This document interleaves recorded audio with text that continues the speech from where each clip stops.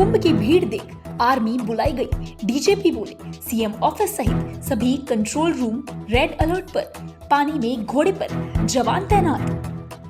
जी हां, महाकुंभ का आज पहला अमृत स्नान चल रहा है।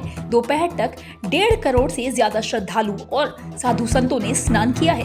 करीब 15 किलोमीटर के एरिया में श्रद्धालु ही श्रद्धालु नजर आ रहे हैं। मेले में लगातार भीड़ बढ़ रही है। इसे देखते हुए आर्मी को स्टैंड बाय पर रखा गया है। मेले के बाहरी और अंदर आर्मी के जवान पहुंच चुके हैं।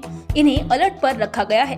संगम में पानी के अंदर घोड़े पर सवार होकर पुलिस के जवान उतरे हैं।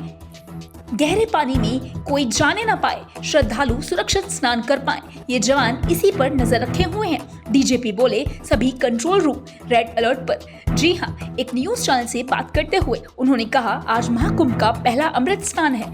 अखाड़ों के साधु सन्यासी स्नान कर रहे हैं। ब्रह्म मुहूर्त 4:45 से अखाड़ों का स्नान शुरू हुआ।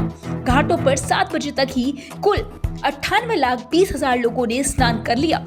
आज मुख्य पहला अमृत स्नान पर बहुत ज्यादा भीड़ है। DGP control room, home control, chief minister office, chief secretary office सब रेड अलर्ट पर है। स्नान पूरी तरह शांति तरीके से चल रहा है। ड्रोन, सीसीटीवी और अंडर वाटर ड्रोन से नजर रखी जा रही है। सब कुछ बिल्कुल कंट्रोल में है। इसी के साथ उन्होंने कहा थर्मल इमेज के जरिए रात में भीड़ काबू की। जी हां, डीजीपी प्रशांत कुमार ने कहा आज स्नान के बाद लोग अन्य धार्मिक स्थलों पर जा सकते हैं। उसकी तैयारी भी कर ली गई है। हम लगातार स्थिति पर नजर बनाए हुए हैं। पुलिस प्रतिक्रिया वाहन और एम्बुलेंस मौके पर मौजूद थे। थर्मल इमेजेस के जरिए हम रात में भीड़ को नियंत्रित करने में सफल रहे। हमारे लिए ये चुनौती नहीं बल्कि अवसर है। 3000 से अधिक ट्रेन रेलवे विभाग द्वारा चलाई जा रही हैं। मेला अधिकारी भोर में सड़क पर उतरे। जी हां, इसी के साथ साथ मेला अधिकारी भी सुबह सुबह सड़क पर सभी इंतजाम को देखने के लिए उतरे हैं। आप देखें इस वीडियो में आगे की न्यूज। आप इस महाकुंभ के बारे में क्या कहना चाहेंगे? आप हमें कमेंट सेक्शन में लिखकर जरूर बताएं। फिलहाल के लिए इतना ही। चैनल पर बने रहें और चैनल को लाइक और सब्सक्राइब कर दें। धन्यवाद। विभिन्न अखाड़ों के द्वारा भी स्नान किया जाता है, इसलिए इसको हम लोग अमृत स्नान भी कहते हैं।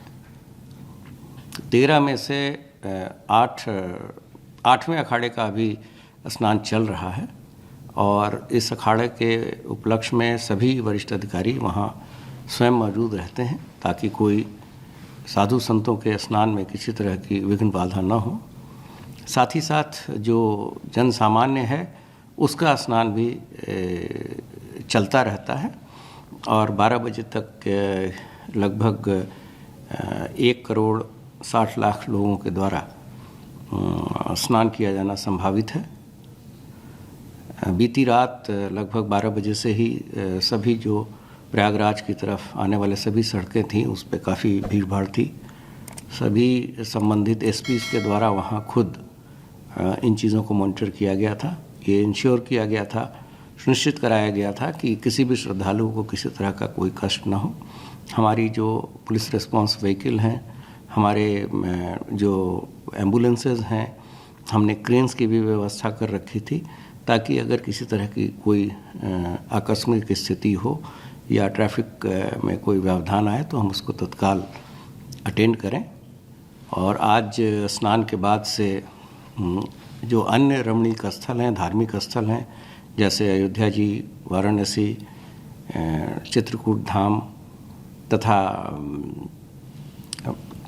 माँ विंध्याचल का मंदिर है विंध्यवासिनी धाम में, वहाँ लोग जाने की पूरी संभावना है। तो उसकी तैयारियां भी कर ली गई हैं।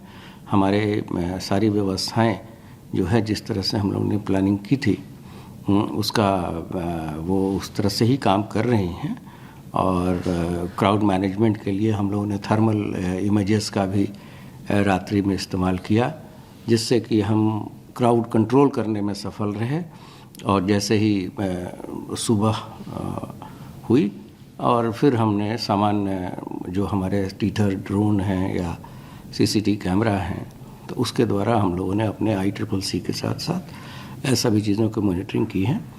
आज अभी तक प्रयागराज कुंभ क्षेत्र तथा पूरे प्रदेश में स्नान मकर संक्रांति का शांतिपूर्ण तरीके से चल रहा है। किसी तरह की कोई घटना अभी तक रिपोर्टेड नहीं है।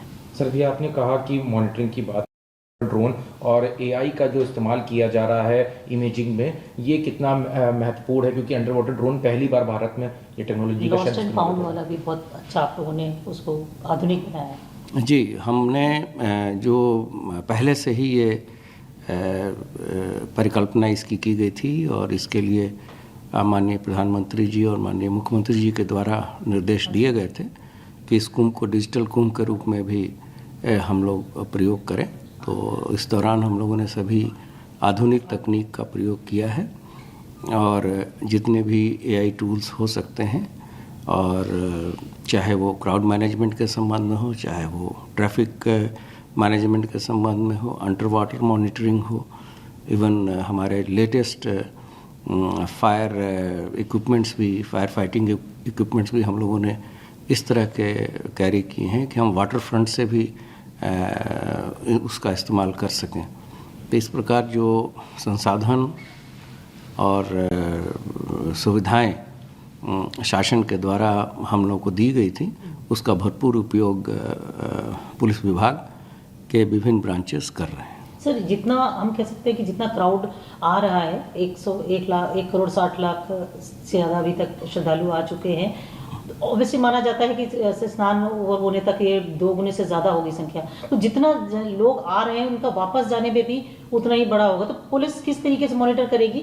जितना श्रद्धालु आएंगे उसके बाद स्नान करके जाएंगे, कितना बड़ा चैलेंज होगा वो पुलिस के? नहीं, हमने तो शुरू से कह रखा है कि हमारे लिए चैलेंज नहीं है, हमारे लिए अवसर है। तो हमने जितने आने जाने के रास्ते हैं, जो रोड्स हैं या जो स्पेशल ट्रेन्स हैं, 3000 से अधिक ट्रेन्स इस दौरान रेलवे विभाग ने चलाया है और वो भी व्यवस्था बहुत ही सुचारू रूप से हमारे एडीजी रेलवे वहीं प्रयागराज में ही रेलवे अधिकारियों के जो कंट्रोल रूम है वहाँ कैंप कर रहे हैं।